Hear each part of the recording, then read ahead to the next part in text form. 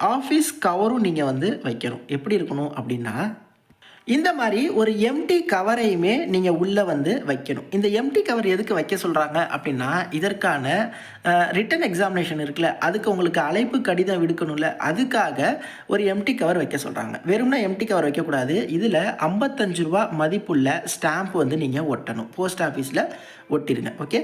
அதே மாதிரி self addressed envelope அப்படின்னு சொல்லியிருக்காங்க. ரூ. 55 இந்த இடத்துல ஸ்டாம்ப் போட்டிருங்க. இந்த இடத்துல டூ அப்படின்னு போட்டு உங்கள் அட்ரஸை எழுதிருங்க. இதுக்கு பேர் தான் செல்ஃப் அட்ரஸ்டு அப்படின்னு சொல்லுவாங்க. ஓகே. ஸோ டூ அப்படின்னு சொல்லி உங்கள் அட்ரஸை எழுதிருங்க. டூன்னு போட்டு உங்கள் அட்ரஸ்ஸு ஸ்டாம்ப் போட்டிருக்கணும். இந்த எம்டி கவரையுமே நீங்கள் வச்சு அவங்களுக்கு அனுப்பணும். ரூ. 55 ஸ்டாம்ப் போட்டிருக்கணும். ஃப்ரம் நீங்கள் எதுவும் எழுத தேவையில்லை. அவங்க கால் லெட்டர் அனுப்புகிறப்போ இந்த இடத்துல அவங்களோட ஃப்ரம்மை ஃபில் பண்ணிப்பாங்க. இல்லைனா அவங்களோட சீலை கூட இப்படி வச்சு இந்த கால் லெட்டர் இந்த கவருக்குள்ளே கால் லெட்டரை வச்சு உங்களுக்கு அனுப்புவாங்க. இது எல்லாத்தையுமே நீங்கள் ஒரு கவருக்குள்ளே வச்சிடணும். ஓகே.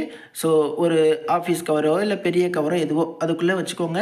பூர்த்தி பண்ணப்பட்ட அப்ளிகேஷனு, அப்புறம் வந்து நான் சொன்ன அந்த ஜெராக்ஸு, அப்புறம் இந்த எம்டி கவர் செட்டப்பு, இது எல்லாத்தையுமே இதுக்குள்ளே வச்சு இந்த அட்ரஸ்க்கு வர ஜனவரி 20 நீங்கள் அனுப்பிடணும். அது வந்து நீங்கள் டேரெக்டாக இந்த ஆஃபீஸ் பக்கத்தில் இருக்குன்னா நீங்கள் டேரெக்டாக போய் கொடுக்கலாம்.